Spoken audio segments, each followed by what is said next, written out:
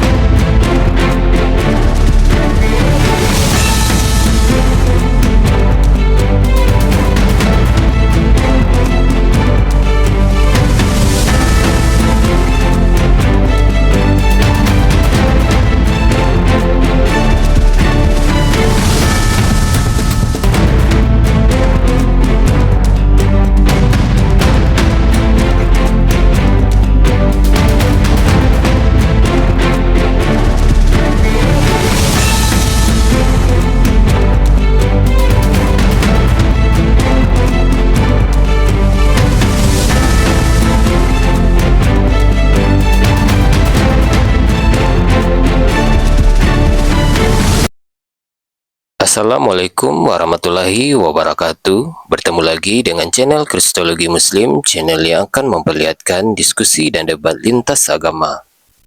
Pada kesempatan hari ini, semoga kita semua dalam keadaan sehat walafiat, selalu diberikan kesehatan, dan segala macam urusan dilapangkan, dipermudahkan, dan dilancarkan seperti apa yang diharapkan, dan juga diberikan segala kecukupan ekonomi, rezeki yang melimpah yang tidak pernah habisnya dari Allah Subhanahu wa Ta'ala. Di video kali ini masih seperti biasa, saya akan memperlihatkan diskusi dan debat lintas agama di mana nantinya apologet Islam dan oknum Kristen akan saling bertanya dan menjelaskan agama masing-masing. Yang mana kita akan bisa menilai mana agama yang benar-benar bisa diterima dan dipahami secara akal pikiran manusia yang berakal.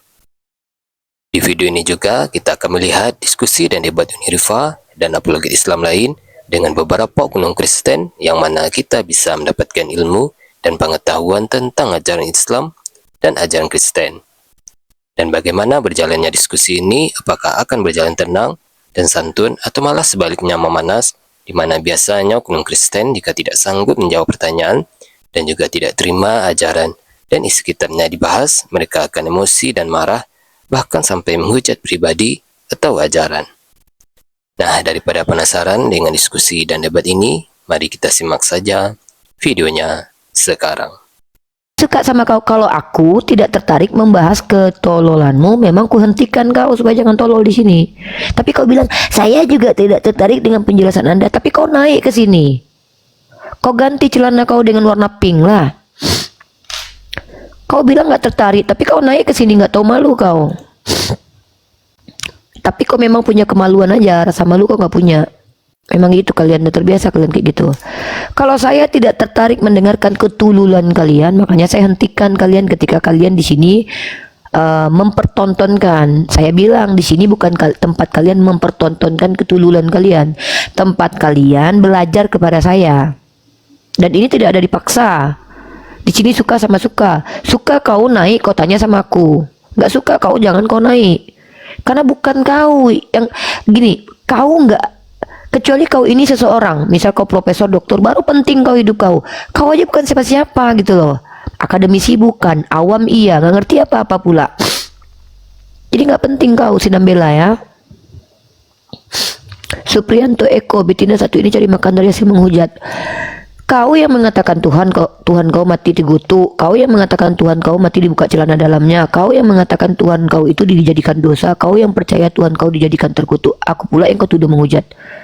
Memang suka-suka bapak moyang kau kalau bicara ya. Inilah kalian ini. Suka-suka nenek moyang kalian kalau ngomong, seolah-olah negara ini negara kalian gitu loh.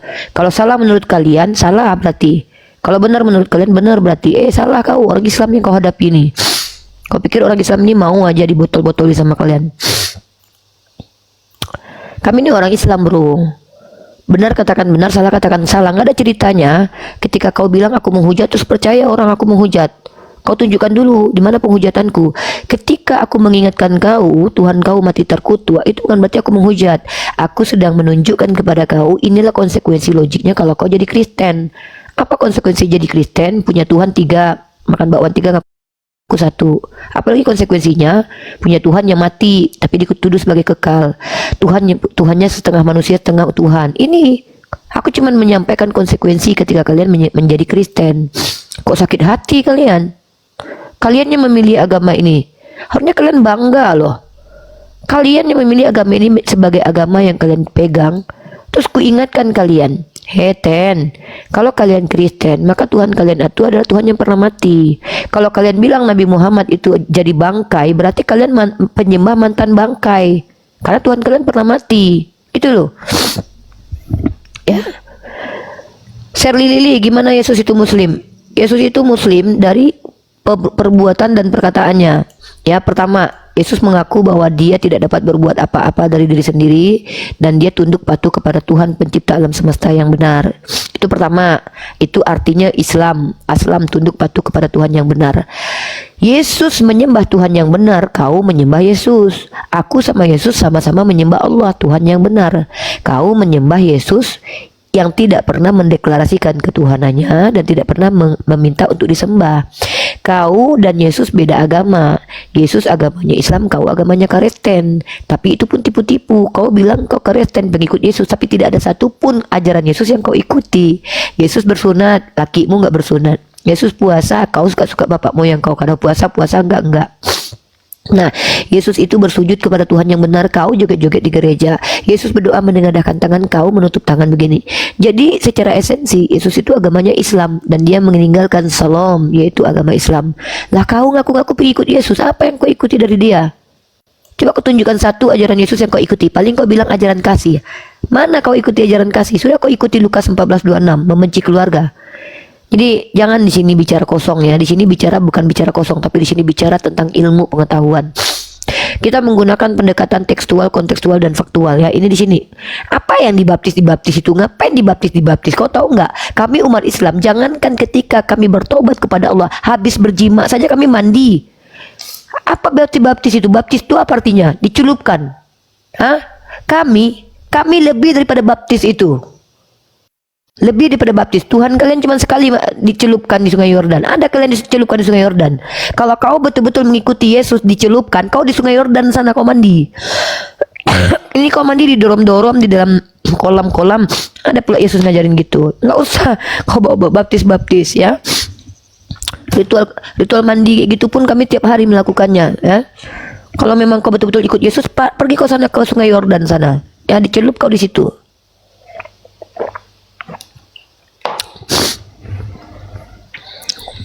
Gitu ya, kita diskusi. Yang tidak sanggup dengan tema saya jangan nonton, nanti kalian terguncang. Nah, room ini tidak menanggung aib, tidak menanggung rasa malu dari terbongkarnya aib keyakinan. Room ini tidak menanggung harga diri yang dipermalukan. Room ini hanya menanggung kalian dicerdaskan, diberi informasi pengetahuan dan dihormati sebagai manusia, kecuali kalian tidak menghargai diri kalian sendiri. Ini room ini ya, itu room ini gunanya.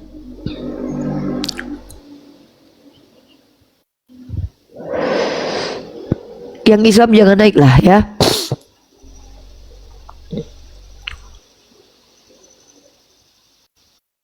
Ya, jadi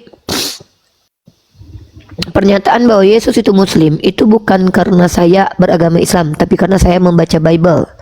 Pendekatan cara saya membaca adalah dengan metode tekstual, membaca teks, kemudian memahami secara konteks, kemudian membuktikan secara faktual. Tekstual, kontekstual, faktual. Itu yang saya lakukan. Kalau kalian berani dan sanggup untuk membantah ya silahkan. Saya tunggu.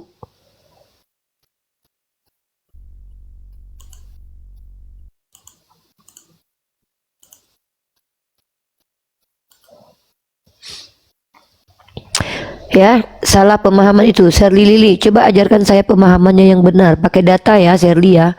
Kalau Sherly Lili merasa jangan mengklaim terus. Sorry, saya orang yang tidak suka klaim kosong seperti kalian rata-rata oten. Ngaku-ngaku Yesus masuk sejarah, tapi nggak bisa buktikan. Kalau saya ketika mengklaim itu pasti diiringi dengan bukti-bukti konkret ya, secara tekstual, kontekstual, dan faktual, dan itu yang kita bicarakan.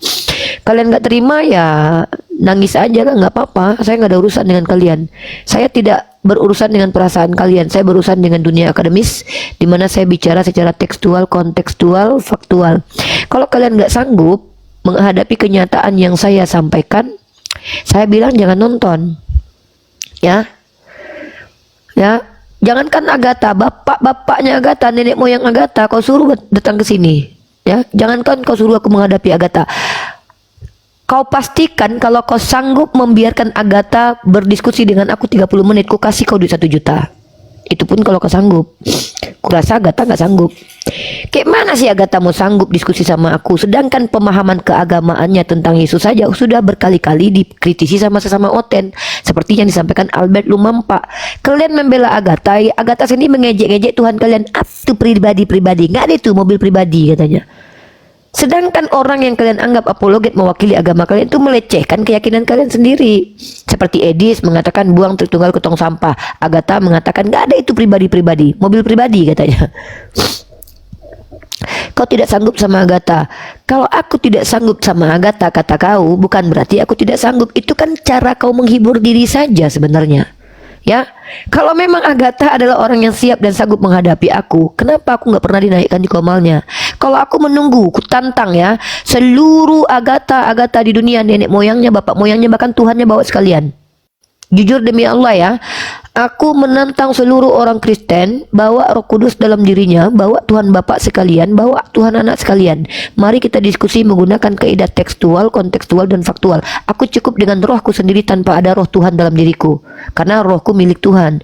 Tuhanku nggak perlu masuk ke dalam diriku untuk membuat aku menjadi orang yang cerdas, tidak. Karena Tuhanku telah memberikanku akal dan hati nurani sehingga aku bisa berpikir. Kalian udah dibantu sama Tuhan kalian di dalam diri kalian, nggak juga bisa menjawab pertanyaanku. Gimana itu? Padahal di dalam diri kalian sudah ada Tuhan loh. Tapi pas diskusi sama aku masih juga babak belur. Lucu. Harusnya kalian ya, yang betul-betul anak-anak dewa ini, anak Tuhan ini, yang ngakunya kan anak Tuhan nih. Kalau betul-betul kalian adalah anak Tuhan, ya, di dalam diri kalian ada Tuhan, harusnya kalian udah mampu membuat kami babak belur. Ini enggak. Mereka yang tunggang langgang, tahap apa aja penjelasannya. Ya, kami nggak perlu ada roh Tuhan dalam diri kami ya. Gimana kalau ada setan dalam hidungmu? Iya, ada setan di hidungku, ada Tuhan di hidungmu. Aku bersin, keluar setan, kau bersin, Tuhan kau berserakan. Nah kan gitu. Ya, jadi gitu. Kalau di dalam lubang hidung kami ada setan, ketika kami bersin, berserak setannya. Dan setan dalam lubang hidung kami bersatu dengan upil dan juga ingus. Kebayang nggak kau kalau Tuhan dalam lubang hidung kau? Tuhan kesenggol ingus, Tuhan kesenggol upil. Takutnya nanti Tuhan kesenggol sama yang lain. Tuhan belendir dalam lubang hidung.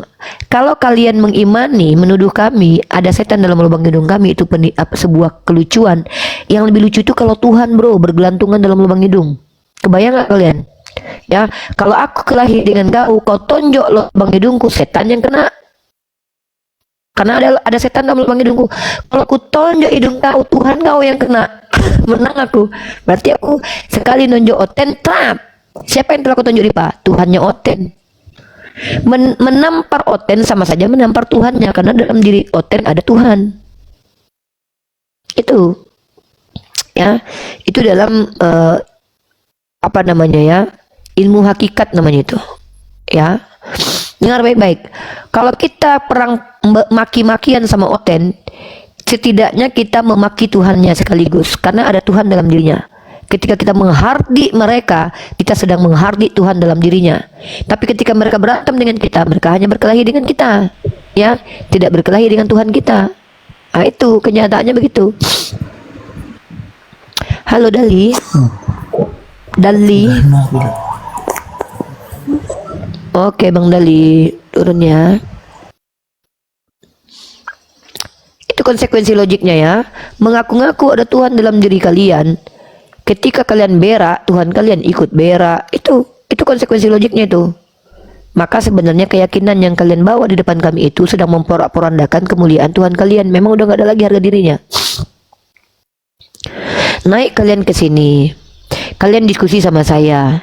Kalian mengaku-ngaku punya roh Tuhan dalam diri kalian, tapi yang kalian lakukan apa? Tidak mampu menjawab pertanyaan saya, menjelaskan sesuatu yang saya tidak minta. Seolah-olah Roh Kudus yang di dalam diri kalian tidak mampu membimbing kalian untuk bicara normal selayaknya manusia sehat.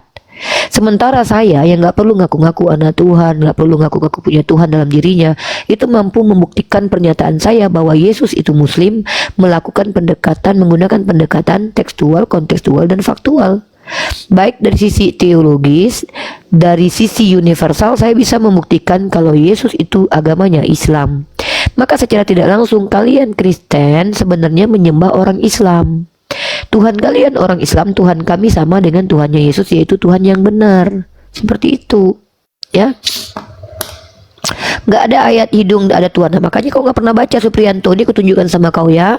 Roh Tuhan dalam lubang hidung kau. Ah, ini Supriyanto, beruntung kau nonton di sini. Akhirnya kau tahu kalau ada roh Tuhan dalam lubang hidungmu, ya.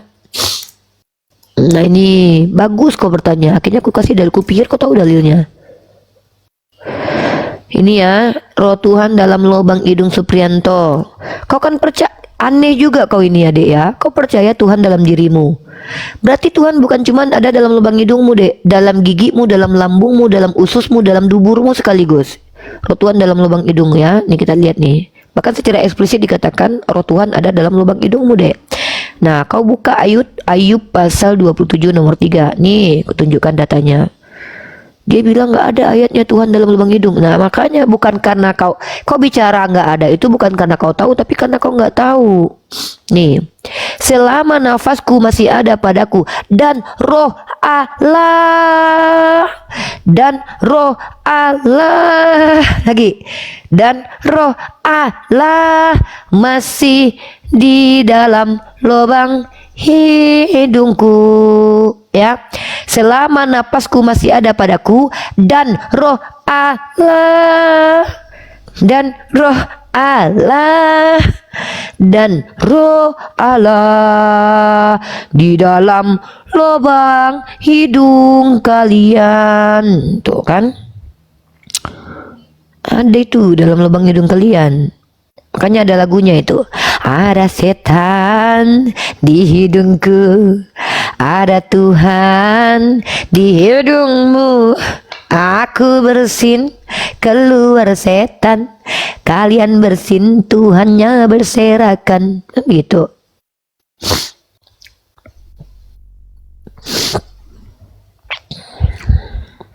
Ya. Begitu. Jadi kalau bicara itu menggunakan pendekatan tekstual, kontekstual, dan faktual ya. Saya tidak tertarik mendengarkan ketululan. Saya hanya tertarik bicara dengan manusia. Ya, yang di rum-rum Islam membuat domba menjadi manusia, rum-rum Kristen membuat manusia menjadi domba. Aha, ini bedanya. Ya, kita ulangi nih ya. Ini statement ini ya. Kita ulangi ya, ini saya catat ini. Ini sebuah quote yang akan dikenal 2000 tahun yang akan datang ya. Rum apologet Kristen, apologet Islam merubah. Kita catat teman-teman, catat ya. Merubah domba jadi manusia. Nah, ini nih. Tapi rum apologet Kristen merubah manusia jadi domba, ya, menjadi manusia jadi domba. Nah ini rum apologet Islam mengajarkan satu Tuhan, rum apologet Kristen mengajarkan Tuhan satu tapi tiga, makan bakwan tiga ngaku satu, begitu ya. Seperti itu ya teman-teman ya. Tepuk tangan dulu buat Bunda Gembala.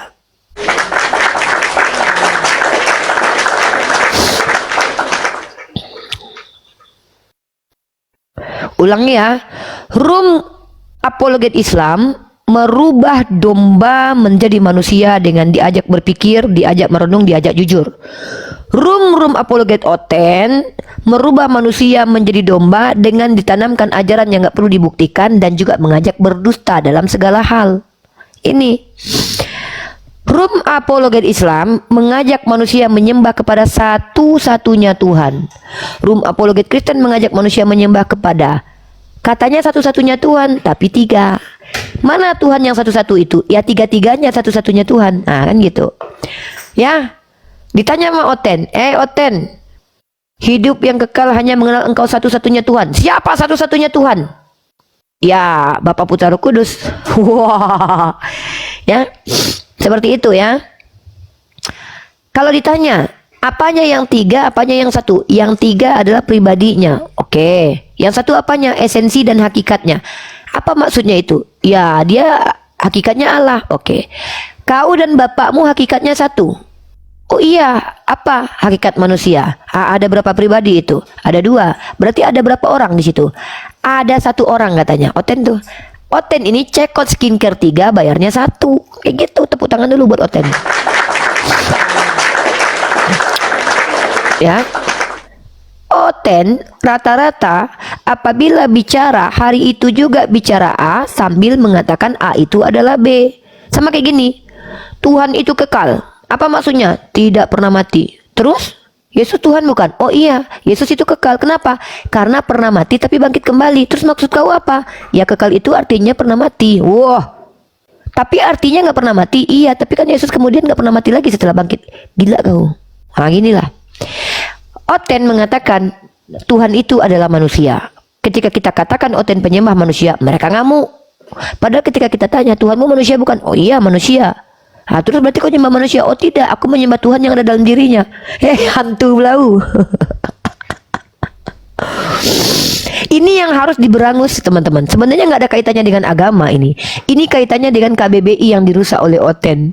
Ketika Oten bercerita tentang agamanya, yang dirusak adalah ilmu sosiologi, di mana dikatakan perbuatan baik itu adalah dengan menikmati kematian manusia yang disiksa.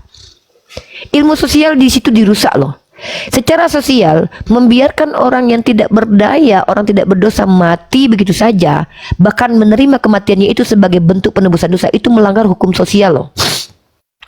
Di situ merusak rumus kemanusiaan. Karena yang namanya kemanusiaan, orang benar mendapatkan apresiasi, orang keliru mendapatkan hukuman. Itu ranah sosial. Tapi ketika Oten bicara, orang benar dihukum nista, orang kurang ajar masuk surga, dikutuk orang benarnya. Ini merusak ilmu sosial. Tatanan sosial itu dirusak sama mereka. Begitu juga ilmu matematika. Ketika mereka berkata Tuhan kami sebenarnya satu tapi pribadinya tiga, satu sama dengan tiga, ini sudah merusak ilmu matematika. Ilmu matematika dirusak sama mereka, tiga sama dengan satu. Bayangkan. Ilmu psikologi dirusak sama mereka dengan mengatakan bahwa Tuhan itu sebenarnya adalah Tuhan yang tadinya membun-bun orang-orang, lalu kemudian menjelma jadi manusia, lalu kemudian membun-bun dirinya sendiri. Ini merusak psikologi dengan membuat orang menjadi psikopat dengan percaya bahwa Tuhan yang tadinya menghabisi Uzza yang tidak bersalah karena nggak sengaja sentuh tabut Tuhan adalah Tuhan yang sama menghabisi dirinya sendiri untuk membebaskan para penjahat dari perbuatan dosanya.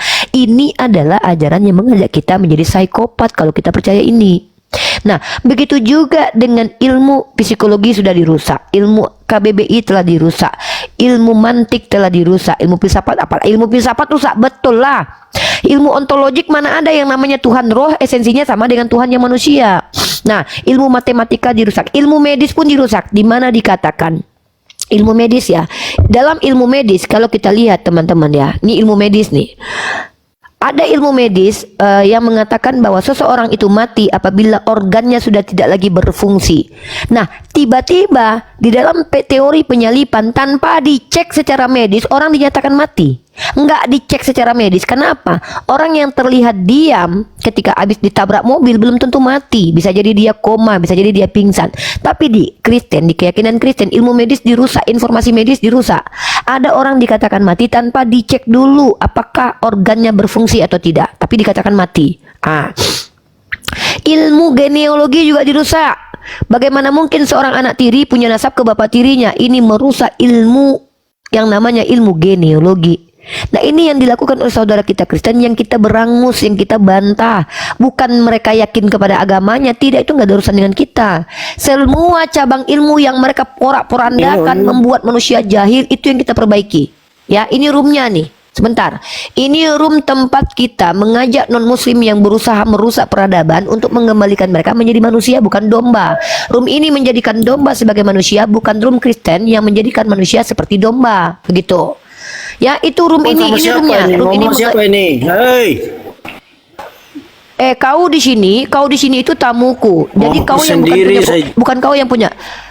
Turun kau di bawah, kurang ajar kau. Mentang-mentang aku anak Tuhan, kau keludahi, nanti kena Tuhan kau nanti. Kau adalah Kristen, naik kau ke komalku, kuizinkan kau. Kau pula kau yang teriak-teriak di sini.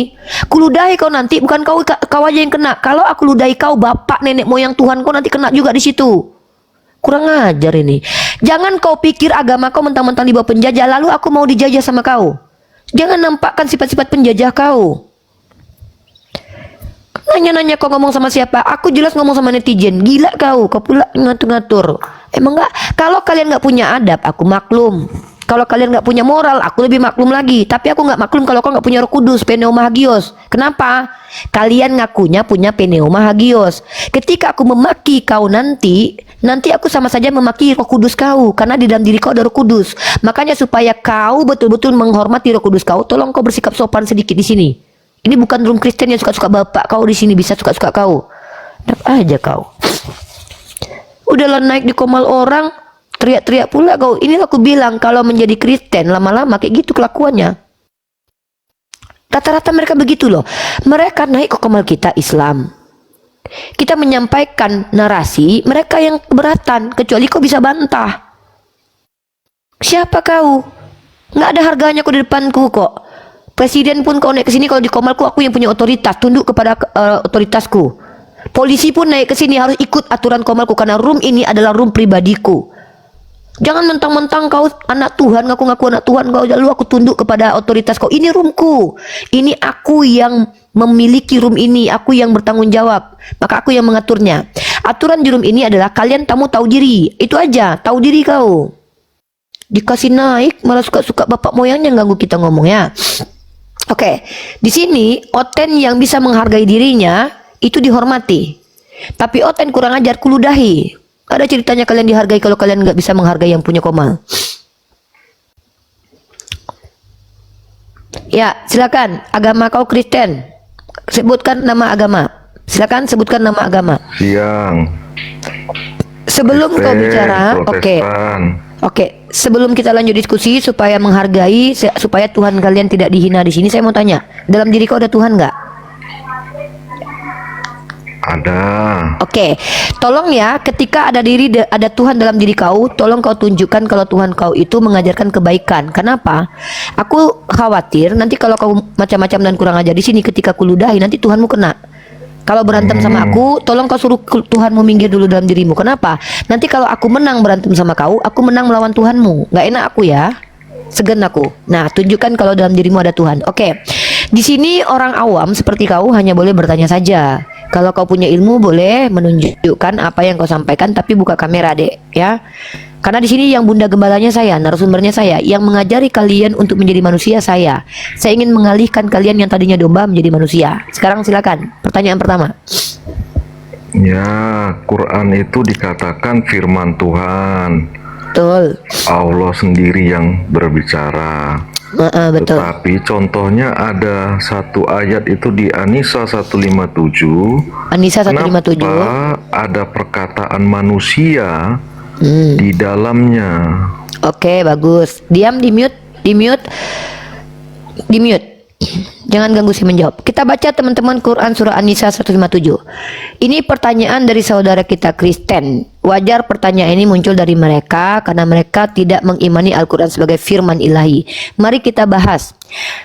Di dalam terjemahan ayat ini teman-teman, kita akan membaca, dan kami, ini Quran surah An-Nisa 157 ya, dan kami hukum juga karena ucapan mereka. Nah, ini kenapa saya katakan Oten ini masuk nerakanya gara-gara nggak ngerti bahasa Indonesia, teman-teman. Coba perhatikan baik-baik. Di sini Allah mengatakan kepada kita, Allah menghukum gara-gara orang itu berkata. Apa perkataannya? Dikutipkan oleh Allah. Gini. Dan kami menghukum karena ucapan mereka. Sesungguhnya kami telah membunuh Al-Masih Isa putra Maryam, Rasul Allah, padahal mereka tidak membunuhnya. Jadi Allah menghukum orang-orang kafir yang menyodok-nyodok manusia terkutuk, yang menuduh manusia terkutuk itu adalah Nabi Isa, yang disodok dengan tombak itu, ya, yang dibuka bajunya itu. Itu berkata, kami telah membunuh Rasul Allah nih. Gara-gara ucapannya itu Allah menghukum mereka. Jadi kalau kau tanya kenapa ada perkataan orang di sini, karena Allah memberitahukan kepada kami apa yang dikatakan oleh orang kafir pada saat kami dan Nabi Muhammad tidak berada di tempat itu. Allah sedang mengulangi kembali peristiwa itu, menceritakannya kepada kami. Begitu. Beda dengan kitab Anda yang katanya kami saksi mata. Penulis Bible saksi mata melihat langsung, tapi mengutip perkataan Yesus ternyata salah kaprah. Contoh, Yesus berkata, ada tertulis demikian, Lukas 24 ayat 46, Mesias harus mati dan bangkit di hari yang ketiga. Ternyata kutipan ucapan Yesus itu tidak pernah ada di dalam perjanjian lama. Ada probabilitas 3 kemungkinan. Pertama, Yesus berdusta karena memang ayatnya nggak ada. Kedua, ayatnya pernah ada tapi hilang dimakan kambing. Yang ketiga, penulis Bible berdusta atas nama Yesus. Nah, tapi kalau ini Allah sedang menceritakan kepada kami apa yang diucapkan oleh orang kafir terhadap Nabi Isa Al-Masih putra Maryam, dan alasan Allah menghukum mereka karena ucapan mereka ini. Seperti itu, Cepek. Pertanyaan selanjutnya, Cepek. Mau ngerti nggak ngerti itu bukan tanggung jawabku. Terima kasih. Ya? Jadi aku paham di An-Nisa 157 Allah mengutip perkataan manusia dan perkataan manusia itu diletakkan di dalam Quran. Salah, bukan gitu. Diksinya bukan gitu. Allah menceritakan kepada kami, kepada Nabi Muhammad, apa yang diucapkan oleh orang lain sebagai informasi wahyu ilahi. Dan disebut dengan Quran, bukan meletakkannya di Quran. Kau pikir apaan kayak gitu, ya? Saya ulangi ya. Allah menceritakan kepada kami apa yang kami tidak ketahui, dan Allah mengutipkan ucapan orang tepat seperti ucapan orang itu supaya kami tahu apa yang diucapkan oleh orang kafir, dan informasi itu disebut dengan wahyu ilahi yang dipanggil dengan Al-Quran. Nah gitu. Pertanyaan selanjutnya. Aku paham ada perkataan manusia yang aku nggak peduli dikutip kau paham atau Allah enggak. di Saya mau dalam pertanyaan Quran. selanjutnya. Tidak ada gitu. Tidak ada kayak di Lukas 3 pasal 23 ada ungkapan orang yang keliru menjadi ayat suci. Nggak ada kayak gitu, bro. Beda, bro, ya. Kalau ini nggak apa-apa, bro. Kan Bentar. terima tadi jawabannya. Iya. Bro, di sini kan kau muridku. Sebagai murid tahu diri lah. Ketika guru besar sedang menjelaskan, pertama kalau mau membantah, bantah pakai data. Kalau kau mau menyimpulkan, jangan menyimpulkan sesuatu yang tidak kusimpulkan, ya. Nah, kuulangi ya. Allah memberikan informasi tentang apa yang terjadi zaman dahulu dan menyampaikan kepada kami apa yang diucapkan oleh orang kafir, dan informasi itu disebut dengan wahyu, dan wahyu tersebut disebut dengan Quran. Nah, kalau kau berpikir bahwa Allah menjadikan perkataan orang sebagai firman Tuhan, itu keliru. Karena yang wahyunya adalah perkataan Tuhan itu, penjelasan Allah. Nah, konteksnya kayak gini nih. Ini kutunjukkan sama kau ya. Nih. Contohnya gini. Kalau gini ini baru problem nih. Nih kalau kau memang berpikir ya, Adik ya. Kau kan ini nih katanya ya sebagai anak domba, ya mungkin kalian nggak bisa berpikir, tapi ya mana tahu kau bisa berpikir setelah masuk di roomku ini, Adik ya. Karena room ini room mencerdaskan memang. Gini, kalau ini baru masalah, Dek. Nah, ini coba Adik lihat ini, Adik ya. Dinda coba lihat Dinda. Nah, ini Dinda. Ketika Yesus memulai pekerjaannya, ia berumur kira-kira 30 tahun. Dan menurut anggapan orang, ini baru nggak masuk akal, Dek ya. Ada pendapat orangnya nggak jelas siapa, apakah ODGJ, apakah orang yang lagi dalam keadaan terguncang jiwanya. Pendapat orang atau tetangga ini, hasil gibahan ini atau hasil gosip ini menjadi kitab suci. Dan ini pun masih pakai perkiraan ini, kira-kira. Tuhan memperkirakan karena Tuhan nggak yakin. Makanya aku bilang Bible ini ayat kira-kira banyaknya. Nah, baru ini nggak masuk akal dikatakan perkataan Tuhan atau firman Tuhan atau ilham dari Tuhan. Kalau ini adalah ilham Tuhan, berarti Tuhan mengilhamkan pendapat pribadi orang lain sebagai kitab suci dan mengilhamkan ayat kira-kira. Jadi Tuhan sendiri nggak tahu kepastiannya, cuman kira-kira. Ya kira-kira lah. Ya kira-kira waktu itu umurnya 30 tahun diperkirakan. Karena Tuhan juga nggak yakin waktu itu. Jadi Tuhan Anda memberikan informasi kepada Anda. Tapi Tuhan mengatakan ya kira-kira. Berarti Tuhan Anda nggak tahu sebenarnya karena diperkirakan. Nah kan gitu. Atau perkiraan manusia menjadi kitab suci. Gitu, pendapat manusia menjadi kitab suci. Kalau di Al-Quran itu Allah menceritakan tepat seperti apa yang diucapkan kaum kufar. Dan kami nggak ada Tuhan. Ya kira-kira mereka bicara begini, nggak ada Tuhan kami gitu. Tuhan kami bukan Tuhan yang nggak yakin dengan dirinya, nggak pede gitu ya. Kalau Tuhan Anda kan kira-kira banyak kali bro. Ya ayat kira-kira di sini. Ini bukan sebuah kepastian, tapi sebuah perkiraan dari kalau manusia mengira-ngira wajar. Manusia ini kan tidak bisa memastikan apa hari yang akan datang, bahkan lupa dengan apa yang kemarin. Contoh, Rifa, kau ingat gak sama aku dulu? Kira-kira kita ketemu di kafe ini dulu ya. Artinya aku nggak tahu pasti, lupa. Atau besok kira-kira kita ketemuan jam 2 ya. Wajar aku nggak tahu karena aku bukan Tuhan. Tapi kalau ada informasi dari ilham Tuhan, tapi isinya adalah kira-kira, baru ini kita mau tanya, ini Tuhan atau manusia biasa yang ngasih tahu? Kok bisa jadi firman Tuhan? Nah itu cepet. Oke silakan cepet.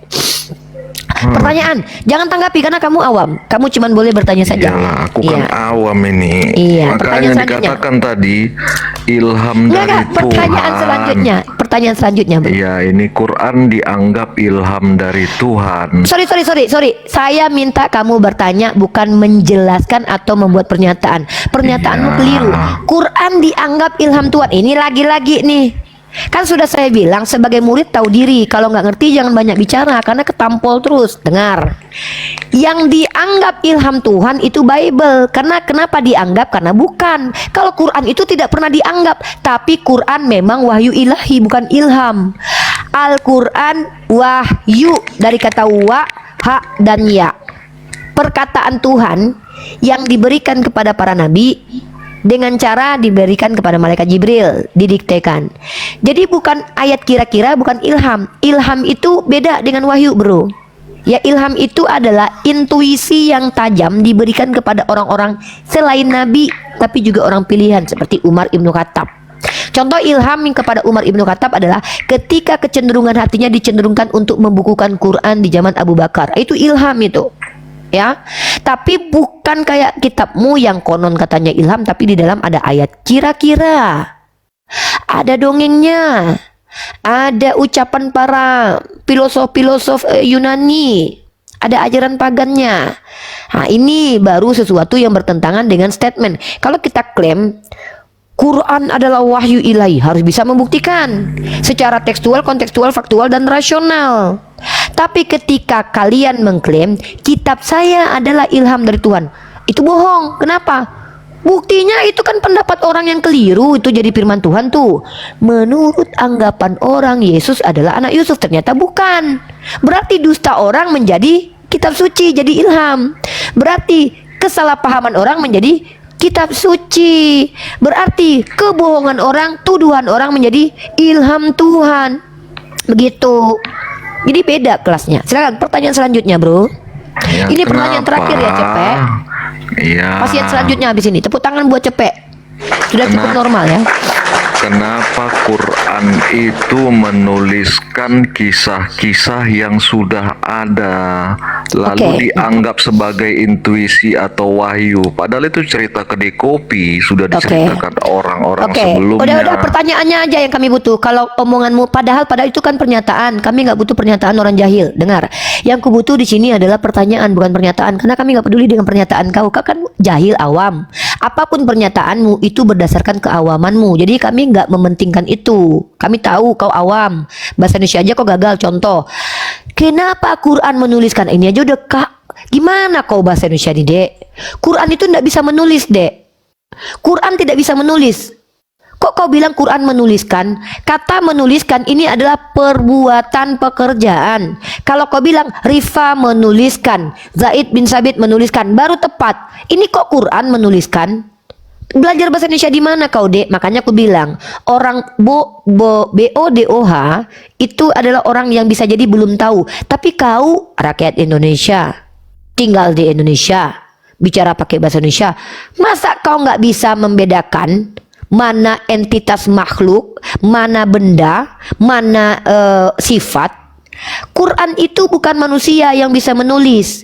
Quran itu adalah nama dari kitab suci. Kayak mana dia bisa menuliskan? Itu aja kau udah salah, Dek. Quran menuliskan. Sejak kapan Quran menulis? Gini caranya. Ini ku ajarkan kau ya, Cepek ya. Ini memang bahlul banget Cepek ini ya. Kenapa di dalam Quran tertulis gitu? Ya, Cepek. Bahlul ya, dengar. Tertulislah kisah-kisah yang jadi cerita kedai kopi. Ya udah, dengar. Kalau di kopi itu kayak gini, nih. Kalau di kopi itu kayak gini, nih ya, nih. Kalau cerita kedai kopi, bukan kopian. Oke. Nah, aku jelaskan. Cerita kedai kopi itu tidak mungkin berbicara tentang prefrontal cortex yang ternyata terbukti secara saintifik adalah tempat manusia, salah satu organ manusia yang memampukan manusia untuk mengambil keputusan. Nggak mungkin itu dibicarakan di kedai kopi. Di kedai kopi dan warung tua itu membicarakan, tenang kau sudah ditebus, mati Tuhan kita, aman kau, berbuat dosa kau nggak apa-apa, tenang. Itu baru kedai tua itu cerita kayak gitu. Atau mati dan bangkit dia loh, di hari ketiga, hebat kali dia ya, habis ke surga dia banyak yang lihat. Siapa nama yang lihat? Enggak tahu aku, yang pokoknya banyak lihat. Itu baru cerita kedai tua, kedai kopi. Tapi tidak mungkin ada di kedai kopi orang-orang kayak kau yang pengangguran ini menceritakan tentang bagaimana ternyata matahari itu berotasi mengikuti sumbunya. Enggak mungkin orang di kedai tua kayak kau yang pengangguran ini menceritakan hal itu, karena enggak sanggup juga kau bahas. Tidak mungkin orang-orang di kedai kopi dan di warung tua membicarakan halakah di dalam rahim yang bentuknya seperti lintah yang digambarkan oleh Rasulullah. Tidak mungkin orang di kedai kopi peminum tua kayak kau yang pengangguran ini menceritakan bagaimana kemudian diceritakan tentang akhlak manusia, seperti siapa namanya itu, pendidikan anak di dalam itu, psikologi anak di dalam itu. Pembicaraan Quran ini hanya ada di ruang akademis. Maaf ya, tidak pernah Quran itu dibicarakan di warung tua seperti pembacaan Tuhan kita Bus bangkit. Anda Kau sudah terakhir tidak ya, teratur. kau udah ganggu kau. Kau nggak tahu diri lagi. Sebagai anak domba yang kuinjili, nggak boleh kau kurang ajar kepada Bunda Gemala ya. Nanti kuludahi, kalau kuludahi nanti Tuhan kau kena ya. Bagaimana mungkin ada pembicaraan di warung tua terkait tentang perjalanan panjang seorang manusia yang tepat melihat seperti apa dalam pikirannya, lalu diungkapkan oleh Allah sebagai bentuk pembelajaran kepada kita bahwa apa yang dilihat manusia belum tentu seperti itu kenyataannya. Ini filosofinya dan ini maknanya apa? Kau kalau tengok matahari terbenam di lumpur, berarti bukan matahari yang terbenam di lumpur. Sama ketika kau melihat Tuhan melayang-layang di atas air, itu belum tentu Tuhan, tapi itu imajinasi kau ya, pandangan mata kau dari ketidakmampuan kau. Nah, inilah Allah tunjukkan betapa lemahnya manusia supaya manusia itu bersyukur. Lalu kemudian bagaimana mungkin di warung tua diperintahkan untuk menjelajah lautan, menjelajah langit dan bumi, mentadabur alam semesta? Nggak mungkin di warung tua kau bicara utang pinjol kau berapa, Cepek? Utang pinjolku udah 3 tempat bro, dari dikejar-kejar aku. Di warung tua dan di warung kopi yang dibicarakan adalah marilah kita memuaskan birahi karena suamiku tidak ada di rumah. Iya, segede keledai lo bijinya lo. Maninya seperti kuda lo pancarannya. Itu warung tua itu. Di warung tua dan juga di kedai-kedai kopi yang dibicarakan adalah bagaimana tutorial menjama-jama payudara seperti yang tertulis dalam Yeskiel pasal 23 nomor 20. Seperti itu. Nggak mungkin ada pembicaraan bermutu seperti yang ada di Quran tentang bagaimana alam semesta ini bisa dibuktikan secara saintifik dibicarakan di kedai kopi. Nggak mampu juga kalian bicarakan itu, karena pembicaraan itu hanya ada di ruang akademis, di kampus-kampus, di tempat orang sedang meneliti. Disitulah orang di ruang medis, orang baru tahu ternyata halakah itu betul diinformasikan oleh Rasulullah, tepat seperti yang disampaikan Rasulullah. Itu hanya dibicarakan di mana? Di ruang akademik. Di warung tua membicarakan tenang kau, dosa dari tebus, Tuhan kita ada mati, bangkit dia bro. Siapa yang lihat? Banyak. Siapa namanya enggak tahu aku, pokoknya banyak. Ya, nggak mungkin itu dibicarakan di warung tua, pembicaraan seperti di Quran. Tidak akan ada di warung tua dan di warung kopi pembicaraan seperti yang kalian ungkapkan setiap hari di tempat kalian. Tuhan baik, Tuhan baik, Tuhan telah menebus. Tenang aja kau, banyak utang kau. Ya tenang aja, kita kan masuk surga. Kau kemarin mencabuli janda sebelah. Iya, tenang aja. Sebanyak apapun dosa kau, Tuhan kita telah menebus. Itu yang akan dibicarakan. Menenangkan orang-orang yang sedang susah kehidupannya menggunakan Bible tepat. Tenang saudaraku, dosa ditebus. Utangku banyak, tenang, dosa ditebus. Dosaku banyak, tenang, dosa ditebus. Itu baru ucapan di warung tua, warung kopi. Nggak mungkin kalian pengangguran-pengangguran menceritakan bagaimana alam semesta ini. Lalu bagaimana kemudian ada seperti bunga merah, planet itu. Nggak mungkin kalian bahas itu. Nggak mungkin kalian bahas itu. Mustahile. Ya, nggak ada ceritanya itu. Ya, nggak sanggup juga otak kalian membahas itu di warung tua. Tepuk tangan dulu ya buat Bunda Kembangnya ya.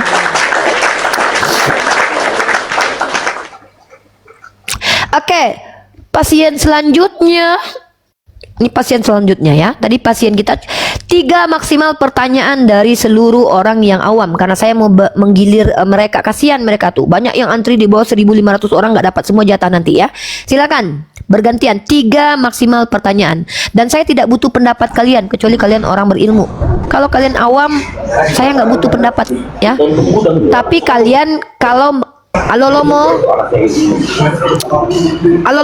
bergiliran ya, bergiliran gantian-gantian. Halo Lomo, jangan buang waktu saya ya karena pasien saya banyak di bawah. Halo Lomo. Halo Lomo. Aduh. Halo Lomo. Aduh, turun ya. Tolong ya pasien-pasien Bunda yang telah antri di bawah, tolong jangan mengganggu stabilitas ruang tempat kita mencerdaskan dan mengobati otak-otak somplak ya. Oke, pasien selanjutnya perkenalkan nama dan agama. Ini kenapa saya katakan pasien, karena memang kayaknya penyakitnya parah sekali, akut sekali ya. Nggak apa-apa, biar Bunda bantu untuk menyembuhkan insya Allah. Mudah-mudahan setelah masuk di room, sehat jiwa ini bisa kembali menjadi manusia, bukan lagi domba. Ya silakan anak domba atau anak manusia, silakan. Ya, aku anak domba. Wah, anak domba, baik-baik. Di sini room menjadikan anak domba menjadi manusia. Beda di room Kristen menjadikan manusia menjadi anak domba. Iya. Oke, anak domba, di dalam diri Anda ada Tuhan. Ini saya bertanya, katanya kamu ditanya gimana? Iya, sebelum Anda bertanya, saya mau tahu dulu yang kamu pernah ke rumah sakit nggak? Di rumah sakit itu sebelum kamu didiagnosa, pasti dokter bertanya dulu, habis makan apa? Diam dulu. Di rumah sakit kalau kau pernah berobat, yang ditanya itu dulu kau, baru kau boleh bertanya kemudian. Makan apa Anda tadi? Kemana Anda setelah itu? Apa yang Anda lakukan? Itu biasa, karena untuk mendiagnosa penyakitmu. Maka supaya aku tahu penyakitmu apa yang kena, aku tanya, ada nggak Tuhan dalam dirimu? Biasanya yang ngaku-ngaku Tuhan dalam dirinya itu yang banyak penyakitnya. Sekarang aku tanya, ada tidak Tuhan dalam dirimu? Biasanya gara-gara Tuhan itu kayaknya. Coba, saya tanya. Ada. Oh ada, nah ini bisa sakit nih biasanya. Iya silakan. Ya teman-teman ya, perhatikan DW ya. Hati-hati karena ada Tuhan dalam dirimu. Sempat nanti kamu menunjukkan ciri-ciri tantrum kalau saya ludahi, tolong singkirkan dulu Tuhanmu. Nanti kalau enggak Tuhanmu kena ya. Saya nggak mau berantem dengan Tuhanmu ya. Enggak apa-apa. Ya, enggak apa-apa. Oke, baik teman-teman. Biasanya ini penyakitnya akut karena sudah ada Tuhan dalam dirinya. Silakan. Pertanyaan pertama. Saya mendiagnosa dulu ya. Iya. Silakan anak domba. Iya. Setahu saya itu Allah Maha Suci, betul? Setahu saya Allah Maha Suci. Di itu Islam. Kalau Kristen Allahnya Maha Terhina, Maha Terkutuk. Iya, gampang. Ya di Islam, Allah Maha Suci. Ya. Oh ya, di Islam Allah Maha Suci. Betul, bukan Allah. Suci, kami tidak kenal Allah karena Allah dalam KBBI artinya tewas dan kalah. Allah dalam KBBI nama Tuhannya dalam bahasa Arab. Jadi Allah itu dalam bahasa Ibrani artinya sumpah serapah. Tepuk tangan buat Allah. Kutukan, ya. Ya Allah. Oh enggak pernah kami bilang Allah. Mana pernah kami bilang Allah. Nama Tuhan kami adalah Allah Subhanahu wa taala, ya. Enggak usah kau sebutkan, enggak layak mulutmu pemakan babi nyebut nama Tuhan kami. Udah aku bilang aja Tuhanmu Allah. Ya. Ya Allah aja ya. Allahnya Islam itu kan Maha Suci. Aduh, kami enggak kenal Allah. Ilah. Aduh, Allah itu kan sumpah serapah, Dek. Islam. Pintar anak Bunda. Walaupun domba ternyata bisa diatur. Islam itu silakan. kan Maha Suci katanya. Betul ya. anak domba. Bagaimana mungkin Allah ilah yang Maha Suci itu sekaligus Maha Penipu gitu loh? Oke. Oke, saya jawab ya. Pertama, inilah saya bilang penyakitnya akut karena roh Tuhan atau pneuma hagios di dalam dirinya itu tidak pernah baca buku, nggak pernah baca Quran. Pneuma hagios di dalam diri laki-laki ini, karena teman-teman dalam doktrin Kristen itu ada sebuah doktrin, ketika Kristen mengatakan ada Tuhan dalam dirinya, maka setiap pembicaraan orang Kristen itu Tuhannya yang berbicara atau Tuhan yang mengajarkan. Sekarang saya sedang bicara dengan Tuhannya Kristen nih. Wahai Tuhannya Kristen dalam diri The Way, kau baca Quran kami baik-baik ya, kalau nggak aku tampar kau memfitnah Quran kami loh. Tidak pernah Allah mengatakan di dalam Quran itu Allah maha penipu, tetapi di dalam Quran adalah Allah maha pembalas tipu daya. Jangan kurang ajar kau ya Tuhannya orang Kristen ya. Wahai Tuhan yang ada di dalam diri The Way. Ya sebentar dulu, aku suruh Manato dengan sikira baraba aku dia keluar. Bentar dulu. Ini aku lagi menterapi kau. Inilah penyakitmu. Karena ada Tuhan dalam dirimu yang menggiring kau supaya kurang ajar terhadap agama kami. Tuhan dalam diri kau itu, pneuma hagios itu tidak membaca Quran kami dengan baik dan benar. Aku pikir mungkin dia buta huruf mungkin. Masa dia nggak bisa baca Quran di internet? Tolonglah bilang sama pneuma hagiosmu itu yang membimbing kau bicara di ruang publik. Bukan begitu tertulis, tidak ada Allah maha penipu. Kurang ajar ya. Ini keludahin nanti kau ya. Makanya aku bilang jangan bawa-bawa Tuhan kalian lah kalau diskusi sama aku. Nanti keludahin. Diam dulu. Diam dulu. Dewe ini anak domba nih, memang gak ada sopan-sopannya. Ini gara-gara Tuhan dalam dirinya kayaknya nih. Makanya saya teman-teman, diagnosa saya terhadap seluruh umat Kristen adalah kenapa penyakit mereka akut? Karena ada pneuma hagios dalam dirinya. Jadi bukan salah mereka ya. Kalau kalian lihat mereka kurang ajar, memfitnah Quran dan mempelintir kitab kita, itu bukan kesalahan mereka menurut doktrin mereka, tapi kesalahan Tuhan dalam dirinya, karena yang mengajarkan mereka bicara adalah Tuhan. Itu teologinya loh, saya punya dalilnya loh. Nah, mari kita tunjukkan teman-teman ya. Allah adalah khairul makirin, sebaik-baik pembalas tipu daya. Dengar baik-baik. Kalau kita bicara Tuhan penipu, ini Tuhan penipu nih ya. Nih, ini Tuhan maha penipu nih. Nih. Ya. Ini Tuhan PHP penipu lagi dusta. Ya, ini saya kasih contoh ya, karena di sini saya mengobati, saya memberikan resep obat kepada kamu The Way ya. Tidak pernah ada diksi Allah maha penipu, tapi Allah maha pembalas tipu daya. Nah, tapi kalau kau mau tahu ada Tuhan maha penipu, ada nih. Besarkan dulu saya. Nih. Coba besarkan dulu ini. Di sini saya di sini kok kau nyuruh aku? Kau pasien. Di sini pasien, di sini terima jawaban Bunda. Iya, diam dulu. Kau punya 2 kali kesempatan bertanya lagi loh. Aku lagi ngobatin kau loh. Diam ya. Jangan ganggu.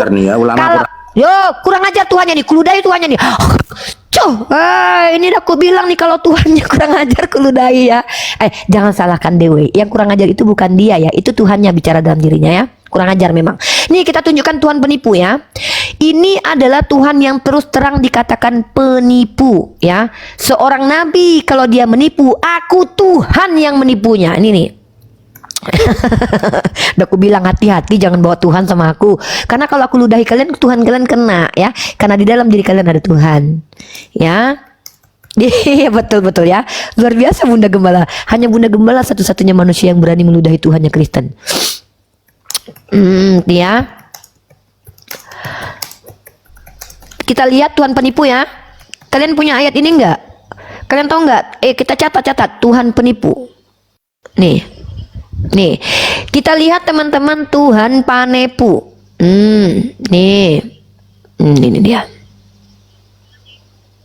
Nah, ini dia ya. Nah, nih. Sabar ya anak Bunda ya. Nih, coba kalian buka Yeskiel pasal 13. Ya, nomor 1 sampai Yeskiel pasal 13, 1 sampai 15 ayat 1 ya. Nih kita lihat. Bentar. Bukan ini teman-teman. Ya. Nah dia ya. Nih sorry ya, ini saya tidak menyimpan ayatnya. Saya akan tunjukkan kepada kalian Tuhan penipu. Nah pertama nih Tuhan penipu nih Tuhan anak dulu ya. Tuhan anak berkata begini. Ketika Tuhan anak bicara kepada orang yang mau mana dia nih? Bersamaku di Firdaus. Ini dulu nih. Ini PHP dulu ya. Ini loh, Tuhan penipu tuh ini. Nah, kita lihat datanya. Nah, ini nih. Nah, ini ya. Perhatikan baik-baik ya, Tuhan Maha Penipu tuh ada ini. Lukas pasal 23 nomor 43. Kata Yesus kepadanya, "Aku berkata kepadamu, sesungguhnya hari ini," tuh, ditipuinya orang mau mati. Ada orang mau mati di PHP sama dia. Tenang kau, hari ini kubayarkan utangmu. Tahu-tahu sebulan kemudian baru dibayarkannya. Udah mati orang bonyok dipukuli sama lintah darat. Nah, sama kayak gini nih. Ini orang udah bonyok di tiang salib, udah mau meninggoy. Kata dia, tenang kau, katanya. Aku berkata kepadamu, sesungguhnya hari ini juga engkau akan ada bersama-sama dengan aku di dalam Firdaus. Tahu-tahu orang yang menjanjikan dia ke Firdaus mati konyol. 3 hari 3 malam baru bangkit. Lalu setelah bangkit 40 hari kemudian baru pun dia naik ke surga. Itu pun gak bawa orang, sendirian dia. Aduh.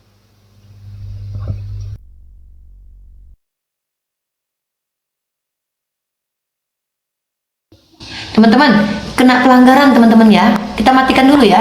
Kita matikan, kita pindah. Teman-teman, pindah kita ke Uniriva 04 ya. Uniriva 04 ya.